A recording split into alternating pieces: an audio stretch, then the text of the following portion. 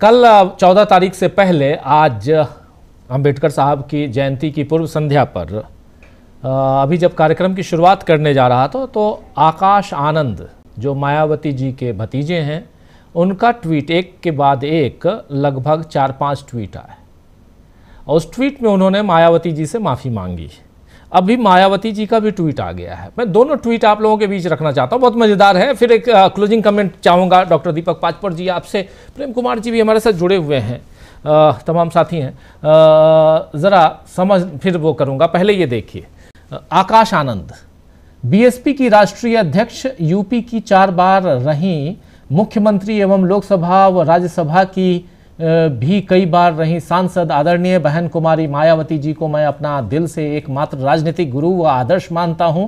आज मैं ये प्रण लेता हूं कि बहुजन समाज पार्टी के हित के लिए मैं अपने रिश्ते नातों, इसके आगे भी है। उसके बाद दूसरे ट्वीट में है कि यही नहीं बल्कि कुछ दिनों पहले किए गए अपने ट्वीट के लिए भी माफ़ी मांगता हूं, जिसकी वजह से आदरणीय बहन जी पहला ट्वीट बहुजन समाज पार्टी के हित के लिए मैं अपने रिश्ते नातों को व खासकर अपने ससुराल वालों को कतई भी बाधा नहीं बनने दूंगा। ये पहला ट्वीट। 4 ट्वीट किया इन्होंने। दूसरा ट्वीट ले आइए फटाफट।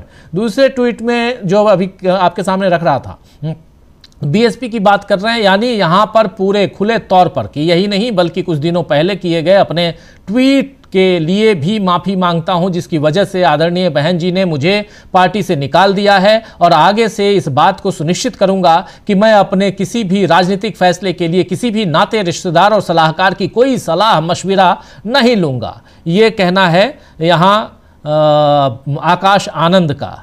बट इसके बाद तीसरा ट्वीट, और सिर्फ आदरणीय बहन जी के दिए गए दिशा निर्देशों का ही पालन करूंगा तथा पार्टी में अपने से बड़ों की व पुराने लोगों की भी पूरी इज्जत करूंगा और उनके अनुभवों से भी काफ़ी सीखूंगा।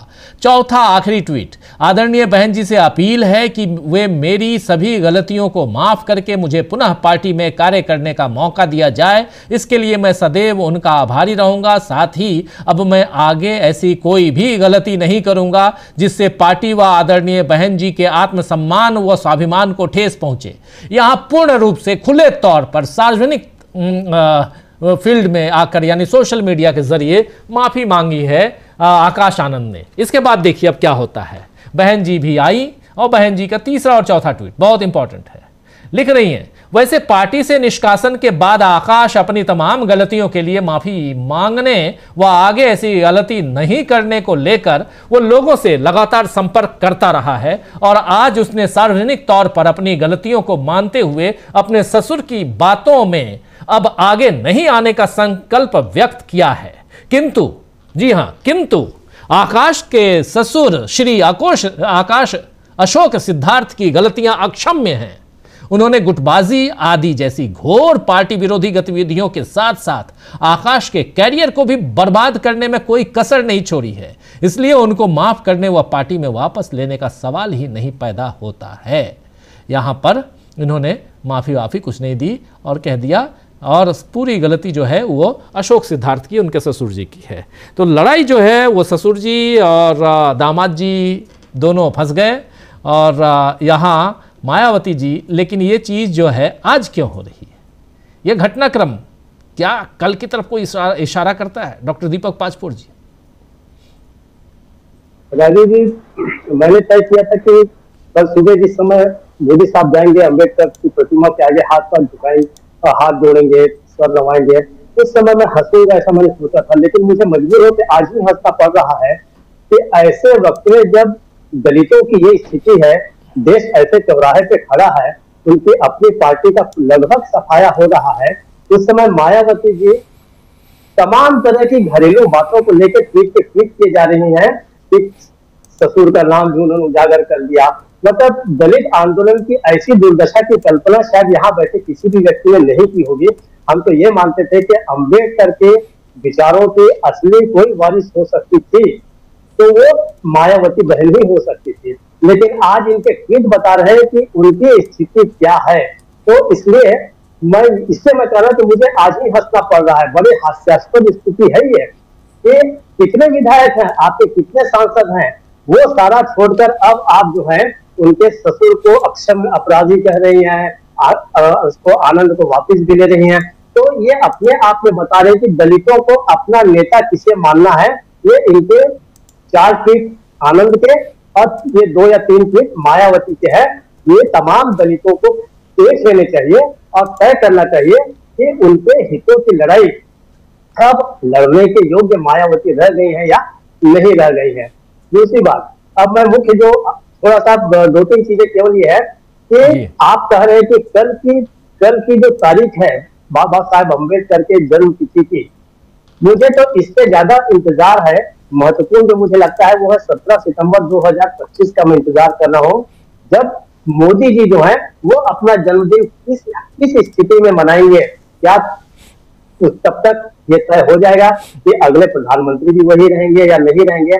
इसका आभास हमें शायद 15 अगस्त को जब वो भाषण देंगे लाल किले की प्राचीर से, और अगस्त के अंत में जब वो मन की बातें का अंतिम एपिसोड, अगर वो उसके बाद रिटायर नहीं होते हैं तो उस मन की बातें से हमें पता चल जाएगा कि वो कंटिन्यू करने जा रहे हैं या उन्हें जो है अब इसके बाद कोई निर्णय उनके बारे में लिया जा सकेगा।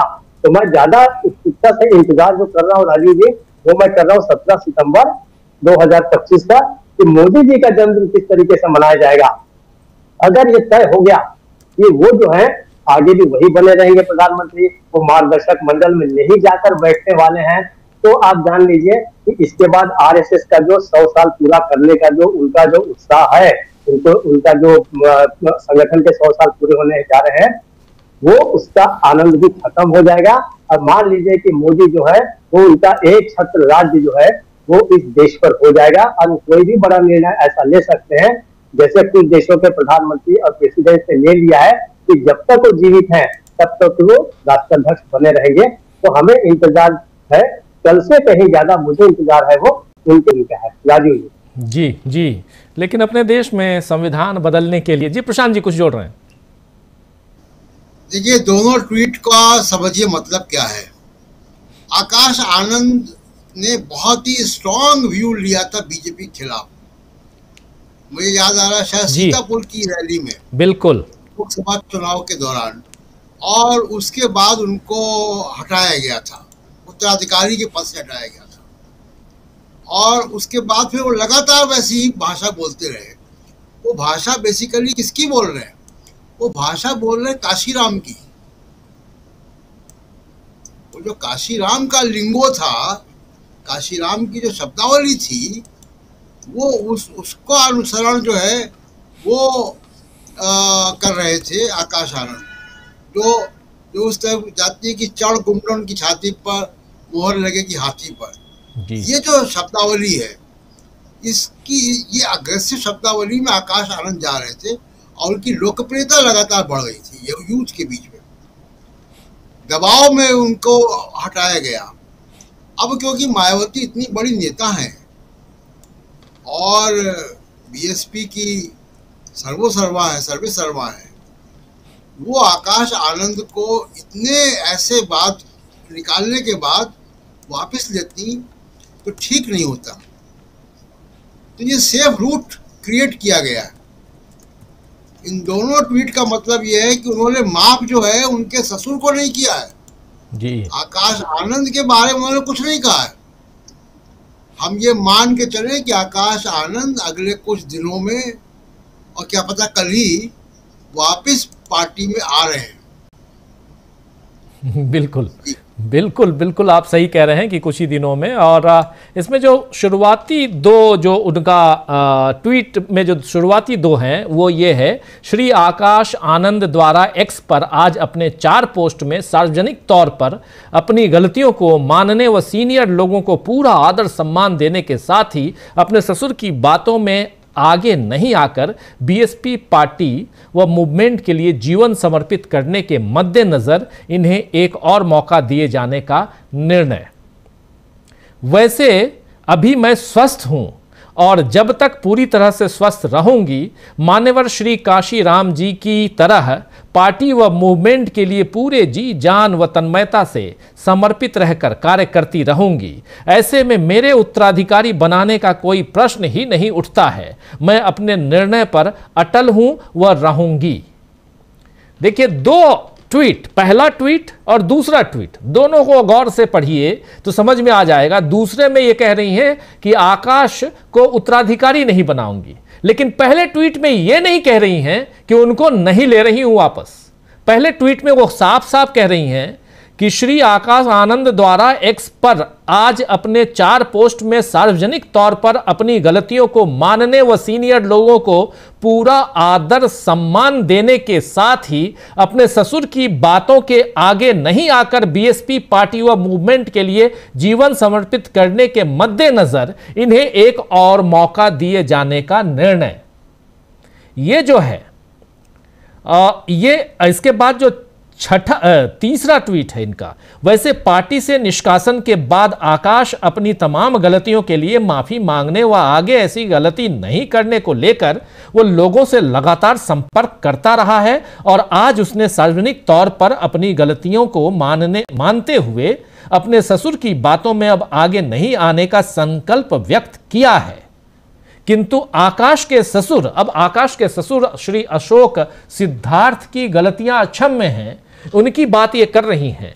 उन्होंने गुटबाजी आदि जैसी घोर पार्टी विरोधी गतिविधियों के साथ साथ आकाश के करियर को भी बर्बाद करने में कोई कसर नहीं छोड़ी। यानी आकाश के करियर की चिंता मायावती जी को है, इसीलिए उनको यानी अशोक सिद्धार्थ को माफ करने व पार्टी में वापस लेने का सवाल ही पैदा नहीं होता है। यह है, मुझे तो यही समझ में आ रहा है। यानी आकाश आनंद की, जरा ले आइए स्क्रीन पे, यानी जो प्रशांत टंडन जी कह रहे हैं आकाश आनंद की एंट्री का रास्ता खुल गया है, अशोक सिद्धार्थ साहब की एंट्री पे अभी बैन है, यही माना जाए। बिल्कुल। और दूसरा कि वो उसका रूट क्या होता, तो रूट आकाश आनंद के जरिए खोला गया वो जी, ताकि मायावती जी का सम्मान बना रहे और अपने ही फैसले को वापस लेने का जो एक बात मैसेज जाता, वो मैसेज भी नहीं गया। तो ये हम मान के चले कि आकाश आनंद विदाउट ससुर पार्टी में वापस आ रहे हैं, बदली हुई फिजा में। शायद अब वो बीजेपी के खिलाफ या उस तरीके की शब्दावली का इस्तेमाल ना करें, क्योंकि वो शब्दावली तो मायावती जी ने भी छोड़ दी है बहुत दिन से। जी बिल्कुल आप सही कह रहे हैं। वो शब्दावली अब मायावती जी ने भी छोड़ दिया। पिछले 11 साल से मायावती की राजनीति भी रसातल में जाती हुई दिखाई दे रही है। उनका जो अपना, जिस राजनीति के लिए काशीराम जी और उनके बाद मायावती जी जो सुनी जाती थी, देखी जाती थी, वो अब नहीं देखी जाती हैं। चलिए खैर, मायावती जी का नाम जिक्र इसलिए भी कि बाबा साहब अम्बेडकर की जयंती से पहले उनकी पार्टी में भी ये घटनाक्रम तेजी से बदलते हुए देख रहे हैं हम। आज चर्चा हम जो कर रहे थे आप लोगों के सामने, जिसमें बहुत सारी बातें दक्षिण से उत्तर तक, पूरब से पश्चिम